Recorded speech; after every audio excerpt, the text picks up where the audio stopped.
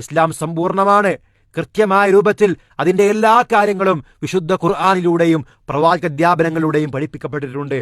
അപ്പോൾ സുന്നത്ത് വേണ്ടതില്ല, പ്രവാചകാധ്യാപനങ്ങൾ വേണ്ടതില്ല എന്ന് പറയുമ്പോൾ ഇസ്ലാമിനെ നമുക്ക് ഭാഗികമായി മാത്രമേ സ്വീകരിക്കാൻ സാധിക്കുകയുള്ളൂ.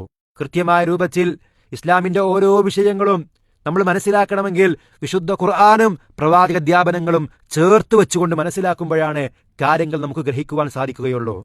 ഉദാഹരണത്തിന് വിശുദ്ധ ഖുർആൻ അല്ലാഹു തആല പറഞ്ഞു, ഹുർരിമത്ത് അലൈക്കുമുൽ മൈതത്തു, നിങ്ങൾക്ക് ശവം നിഷിദ്ധമാണ്, അഥവാ അറുത്തതല്ലാതെ ചത്തതിനെ ഭക്ഷിക്കുവാൻ വിശ്വാസികൾക്ക് പാടില്ല എന്ന്.